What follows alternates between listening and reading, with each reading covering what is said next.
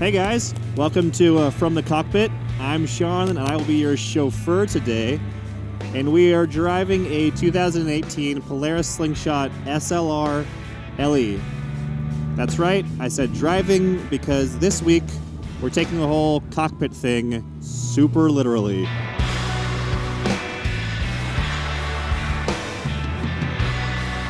So the first question everyone wants to know is a Slingshot a car or is it a bike? And the answer is that it's neither, to be honest. You don't buy one of these because you want a car that is also open wheel, or you don't buy it for sure because you want a bike that is like more stable. It just doesn't, it's its own level, it's its own brand of weird.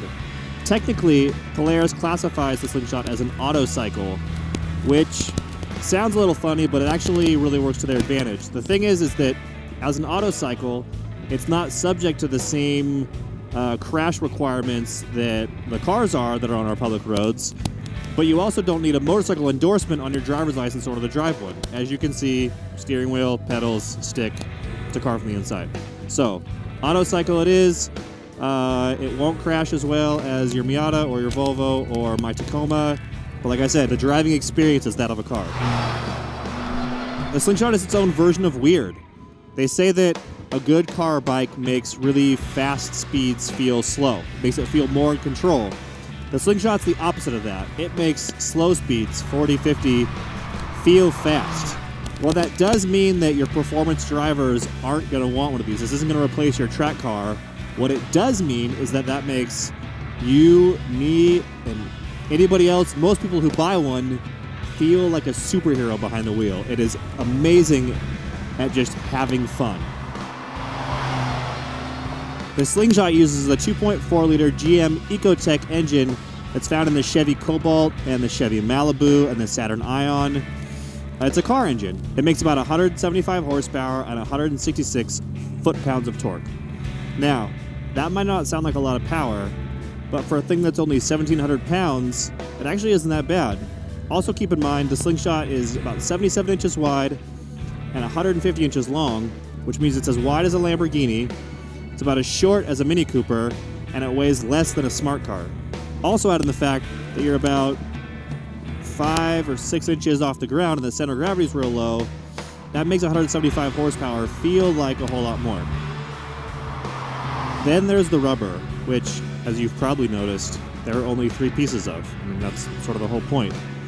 I remember one of the first people I took for a ride was my chiropractor, who rides Harleys and love bikes. And he said, well, with only one piece of rubber back there, doesn't that make traction really hard? And I was like, yeah, dude, that's the point. So the Slingshot comes with power steering, ABS, and traction control, but obviously that could be turned off. We'll get to that part in a sec, though. The steering is actually one of the biggest improvements I've noticed driving the 2018 versus the last model I drove, which was a 2015. In the older model, I noticed that it was really hard to track. It took a lot of effort to move the steering wheel. You really had to use your arm strength. And then it was difficult to keep the Slingshot to track in a straight line. If you're driving on the freeway or something, it really took a lot of attention and effort as it kept wanting to go off in different directions. You really kept having to micro correct to keep it in a straight line. And with the 2018, that's all completely different. It still isn't quite as smooth and easy as a normal car, but the power steering is much better, takes much less effort, and the Slingshot tracks far better. I was actually so impressed with the steering that I reached out to Polaris' engineers and I asked them what was different. They said that the components are actually the same, but they recalibrated it by tightening the tolerances so that the steering would feel better, and also, more importantly, so that it would return to center better, which is why I was having so much problem tracking. And the difference is it's a massive improvement. My other big complaint with the first one was the brakes. It took so much leg effort to get the thing to stop, and you always sort of felt like you were about to run into the thing in front of you. It's always had ABS, but I mean, maybe this is just my pencil legs, or maybe they've gotten that much stronger, but the brake feel is so much better. I remember after driving the first one, I got back into my truck, and everywhere I went, it was jerking myself to a stop because I was used to using the brakes like a light switch. It was either on or off. There's no modulation. With the new brakes in the system, or at least the way that they've recalibrated those brakes, given them new feel, they've used different rotors and pads. you have a lot more feel and a lot more stopping power, where I've only really thought I was going to run into somebody like 2 or 3 or maybe 4 times. So finally, we have the traction control. And I'm actually a massive fan of the traction control. Yeah, a lot of the fun with this thing is with that off. But the traction control with it on allows for 20% slip, which means that it's about, we'll call it the perfect amount, given my scientific calculations, to allow you to drift around corners from stops with just enough to help so that the back end can help you initiate your turn. It helps get the nose of the Slingshot point in the right direction, but it doesn't say like send you into traffic or off a cliff or all the things that can happen when you're doing too much sliding. When we first were driving these, we were driving through Malibu, some really, really tight, windy roads. And I was with a couple of car journalists. We were moving at a pretty fast pace. And I was able to, brake really hard coming into a turn to get the back end to sort of step out a little bit and then get on the gas. And it was amazing to me how I was able to use the rear end to slide, get it going down the straight, and then it would catch back up, but you would find traction again. And as much as I would love to say that that's because I'm just such a fantastic driver, it really is just an incredibly well-calculated traction control system. Very much like the system that we love in the BMW S1000 RR or the R1 or the Aprilia. It really just allows you to use that slip to your advantage without getting in trouble. Now, with the traction control off, the Slingshot handles like moderately powered, extremely light, low to the ground, 3-wheeled vehicle with not a lot of traction at the rear. It spins. It spins and it spins and it spins. It spins off the line. It spins in between gears. And it spins in circles. I have lost count of how many circles. It spins in all of the circles. So, the Slingshot is super fun.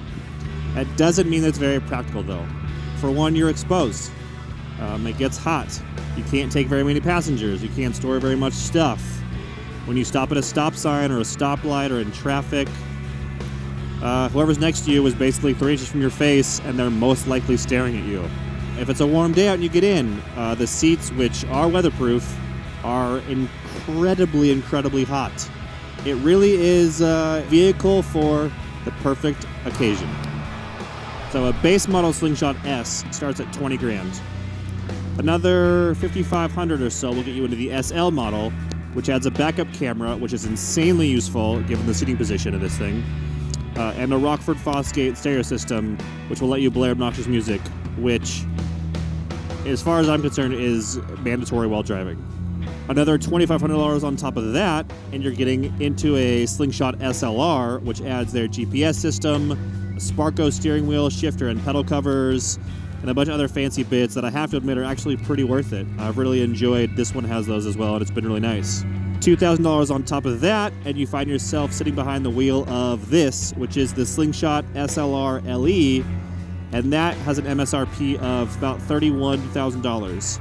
It has 10-way Bilstein shocks, a premium 200-watt upgraded sound system, turn-by-turn navigation, and then again, all sorts of fancy things like color-matched seats and a darker windscreen on it, other things that are nice, but maybe not necessarily. And that's a total of about $10,000 over the base one.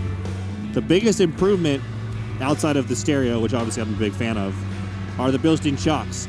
They really, really improve the handling, especially when you're pushing the Slingshot. All the advantages I was talking about earlier in terms of how it tracks, the ease of steering, kind of driving in a straight line, that's the same across the board. I got a chance to drive the normal S model, and it felt really nice.